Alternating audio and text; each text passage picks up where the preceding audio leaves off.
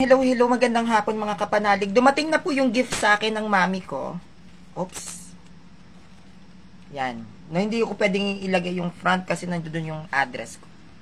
So, ito po yung gift niya sa akin. No, Mami Cora, ito na po yung gift.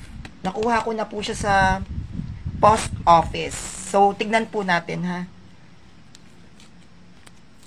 Ano to regalo niya sa akin nung birthday ko.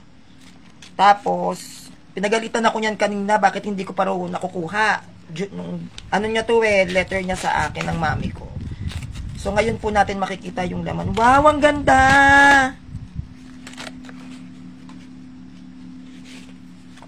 Wow, mami, I love you! Ang ganda, oh.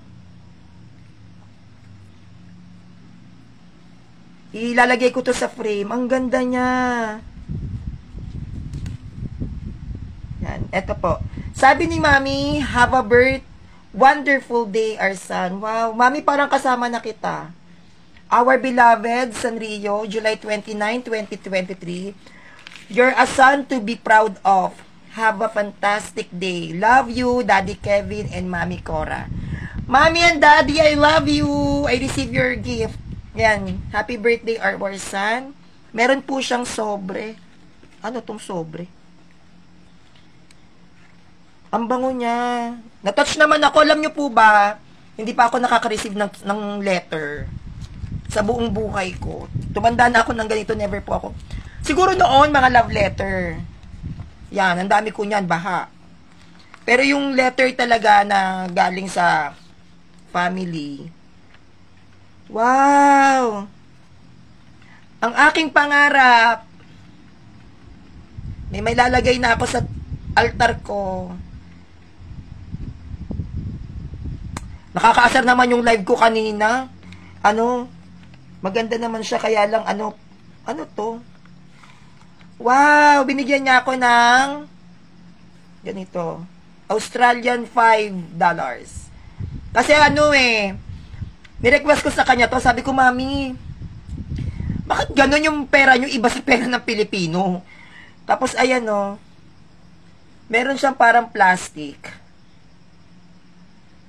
Ang ganda-ganda. Dito ko lang siya ilalagay. Hindi ko siya ipagpapalit. Dahil, bigay sa kanya ni Mami. Then, binigyan ako ni Mami ng 2,000 pesos. Ito kasi yung niya sa akin, pa-birthday gift. Kaso ngayon ko lang siyang nakuha. Yan, may 2,000. Mami, I love you. Ang ganda po nung, ay naku, pati itong sobre, tatabi ko to, no. Thank you, Mami. At actually, first time kong makatanggap ng ganitong klaseng,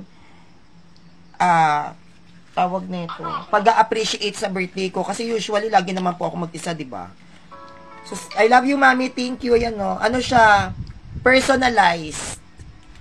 Kaya feeling ko mahal talaga tong letter. Ayan, no. Have a wonderful day, our son Sanrio, sabi niya. Our beloved son Sanrio, July 29 of July 2023. You're a son to be proud of. Have a fantastic day.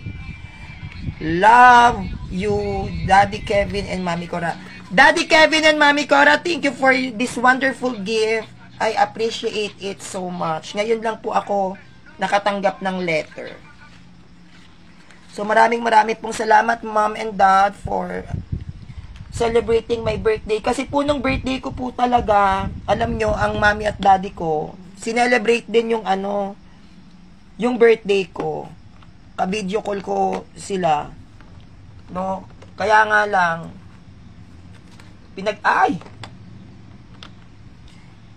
yun, sinelebrate. Yan, nasa altar ko na po yung may Santo Niño na ako. Yan, pangarap ko kasi talaga magkaroon ng Santo Niño. Wala kasing nabibilang Santo Niño dito. Yung mga nabibilihan kasi, puro Virgin Mary. May Mama Mary na rin kasi ko. So, wala pa ako, yung batang si Jesus. Kasi meron na akong, cross. Meron na rin akong Virgin Mary. Meron na rin akong Divine Mercy. So, gusto ko lang yung magkaroon ng Santo Niño. So, yun lang po, share ko lang po sa inyo yung na-receive ko po ngayon. At maraming po salamat mga kapanalig. paano ba? Hihinga lang ako ng malalim. No? Kailangan ko pong mag-rest kahit 2 days. Magsisimula na naman po tayong makipagbardagulan sa mga iglot. Dahil alam nyo naman po, kapag pinamihasa natin sila, no, pag pinamihasa natin, alam naman natin ang kanilang mga pag-uugali. So, kinakailangan natin silang labanan at latagan ng tunay na aral, walang iba kundi ang aral ng Catholic Church. So, yun lang po. Maraming salamat po sa panonood and God bless you po sa inyong lahat.